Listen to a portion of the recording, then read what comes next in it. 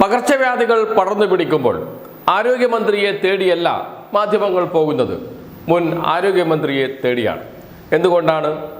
Nipah അടക്കമുള്ള ലോകം കണ്ട ഏറ്റവും ഭീകരമായ പകർച്ചവ്യാധികളെ തടഞ്ഞു നിർത്തുന്നതിൽ മുൻകൈയെടുത്ത് പ്രവർത്തിച്ച ആരോഗ്യമന്ത്രി എന്ന നിലയിൽ കോവിഡ് കാലത്ത് ലോകത്തിന് മാതൃകയായ പ്രതിരോധ പ്രവർത്തനങ്ങൾ നടത്തിയ ആരോഗ്യമന്ത്രി എന്ന നിലയിൽ.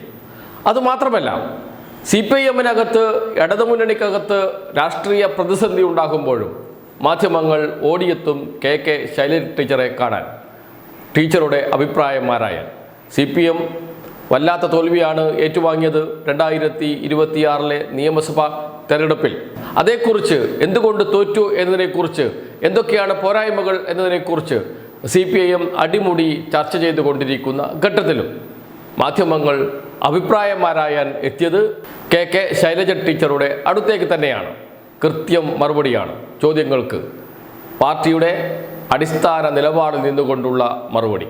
കേൾക്കാം KK ശൈലജ ടീച്ചറുടെ ആ വാക്കുകൾ. ഈ ശബരിമല വിഷയമടക്കം തിരിച്ചടി ഉണ്ടാക്കി വെള്ളാപ്പള്ളിയെ ശക്തമായ രീതിയിൽ വിമർശിക്കാൻ കഴിഞ്ഞില്ല തുടങ്ങിയ കാര്യങ്ങളൊക്കെ തന്നെ പറയുന്നുണ്ട്. മാത്രമല്ല, ഈ പയ്യന്നൂരും തളിപ്പറമ്പും സ്ഥാനാർത്ഥി നിർണയത്തിൽ തന്നെ ഒരു പ്രശ്നം ഉണ്ടായെന്ന് പറയുന്നു. ഇപ്പോൾ ടീച്ചർ മട്ടന്നൂരായിരുന്നു നേരത്തെ മത്സരിച്ച ടീച്ചറെ പേരാവൂരിലേക്ക് മാറ്റി. ഇപ്പോൾ പാർട്ടിയുടെ ഒരു വിലയിരുത്തൽ ശരിയായ നിലയിലൊക്കെ വിലയിരുത്തലേക്ക് വന്നുകൊണ്ട് കരുതുന്നുണ്ടോ? നേരത്തെ ഇതിലെന്താന്ന് വെച്ചാൽ, ഒരു പരാജയം ഉണ്ടാകുമ്പോൾ എന്തുകൊണ്ട് നമുക്ക് കിട്ടേണ്ടുന്ന, ഇടതുപക്ഷത്തിന് കിട്ടേണ്ടുന്ന വോട്ടുകൾ വഴിമാറി, ഇത് പരിശോധിക്കുക സ്വാഭാവികമാണ്. ഏതെങ്കിലും ഒരു കാരണത്തിന്റെ ഭാഗമായിട്ടല്ല. ഞങ്ങളുടെ വിലയിരുത്തൽ, ഇടതുപക്ഷത്തിന്റെ ആശയം ഏറ്റവും ശരിയാണ്. ഇടതുപക്ഷ ഗവൺമെന്റ് 10 വർഷക്കാലം ഭരിച്ചപ്പോൾ അഭൂതപൂർവമായ മാറ്റം കേരളത്തിനുണ്ടായി. ഒരുപാട് വികസന പ്രവർത്തനങ്ങളും ക്ഷേമ പ്രവർത്തനങ്ങളും നടത്തി. എന്നിട്ടും എന്തുകൊണ്ട് നമുക്ക് ഭൂരിപക്ഷം കിട്ടിയിട്ടില്ല എന്നുള്ളതാണ്. അതിന് പല കാരണങ്ങളുണ്ട്. ഞങ്ങൾ അതിന്റെ ചർച്ച നടന്നുകൊണ്ടിരിക്കുന്നേ ഉള്ളൂ. ഒരു കൺക്ലൂഷനിലേക്ക് നമുക്കിനി എത്തേണ്ടതായിട്ടാണുള്ളത്. എന്നാൽ തെറ്റിദ്ധരിപ്പിക്കപ്പെടുന്ന ഒരുപാട് കാര്യങ്ങൾ ഉണ്ടായിരുന്നു, അത് ശ്രദ്ധിക്കേണ്ടതായിരുന്നു എന്നുള്ള അഭിപ്രായമാണ് പാർട്ടി പറഞ്ഞിട്ടുള്ളത്. അതിന്റെ റിപ്പോർട്ടും കാര്യങ്ങളെല്ലാം പുറത്ത് വരാനിരിക്കുന്നേ ഉള്ളൂ. ഇപ്പൊ ഞങ്ങൾ ആ ചർച്ച നടത്തുകയാണ്. അതിപ്പം വെള്ളാപ്പള്ളി പറഞ്ഞിട്ടുള്ള കാര്യമായാലും അതുപോലുള്ള മറ്റ് സ്ഥാനാർത്ഥി നിർണയത്തിന്റെ കാര്യമായാലും എല്ലാം പാർട്ടിക്കകത്ത് അതിന്റെ ചർച്ച നടക്കുന്നുണ്ട്. എന്തെങ്കിലും അപാകത ഇതിലേതെങ്കിലും കാര്യത്തിൽ ഉണ്ടായിട്ടുണ്ടെങ്കിൽ അത് അപാകതയായിരുന്നു എന്ന് തുറന്നു പറഞ്ഞുകൊണ്ട് അതിനെ തിരുത്താൻ പാർട്ടി തയ്യാറാകും എന്നുള്ളതാണ് സൂചിപ്പിച്ചിട്ടുള്ളത്. അതുപോലെ ഈ എന്തെങ്കിലും നുണപ്രചരണങ്ങളുടെ ഭാഗമായിട്ട് ജനങ്ങൾ തെറ്റിദ്ധരിക്കപ്പെട്ടിട്ടുണ്ടെങ്കിൽ സ്വാഭാവികമായിട്ട് ആ നുണപ്രചരണത്തെ തുറന്നു കാട്ടി പാർട്ടിയോടുള്ള വിശ്വാസം വീണ്ടും ബലപ്പെടുത്തുന്നതിനാണ് ഞങ്ങൾ ആലോചിക്കുന്നത്. അതിന്റെ വ്യക്തമായിട്ടുള്ള കാരണം പറഞ്ഞിരുന്നു. കാരണം 2 ടേം തുടർച്ചയായി മത്സരിച്ചവര് ഉറച്ച മണ്ഡലത്തിലാണെങ്കിൽ, ആരെ നിർത്തിയാലും ജയിക്കുന്ന മണ്ഡലത്തിലാണെങ്കിൽ മത്സരിക്കേണ്ടതില്ല എന്നാണ് പറഞ്ഞത്.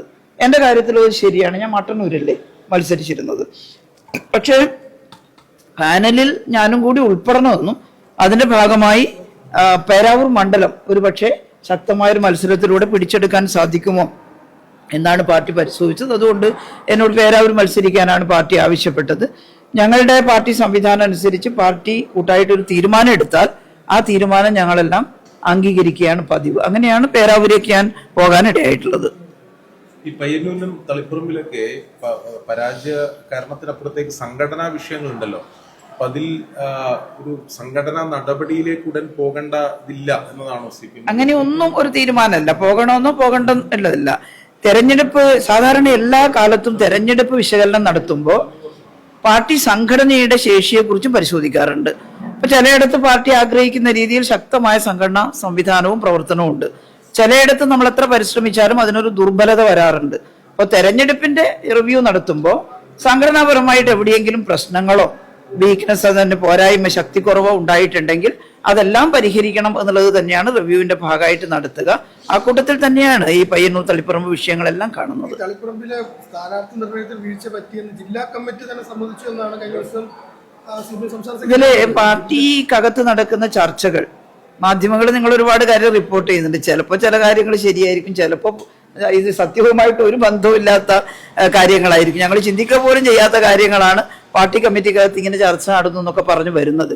ഞാൻ പറഞ്ഞല്ലോ, ഇപ്പോൾ വിവിധ ഘടകങ്ങളിലെ ചർച്ച നടന്നുകൊണ്ടിരിക്കുകയാണ്. അവസാനം അതിൻ്റെ ഒരു ഫൈൻഡിങ്സ് ഉണ്ടാവും. അത് തിരുത്തുന്നതിന് വേണ്ടി ഞങ്ങൾ പ്രവർത്തിക്കുമെന്നുള്ളതാണ്. അതുകൊണ്ട് ഇന്ന കാര്യത്തിൽ ഇങ്ങനെ ചർച്ച ചെയ്ത് തീരുമാനിച്ചു എന്ന് ഇപ്പോൾ പറയാൻ കഴിയാത്തൊരവസ്ഥയാണ്. ഓക്കെ.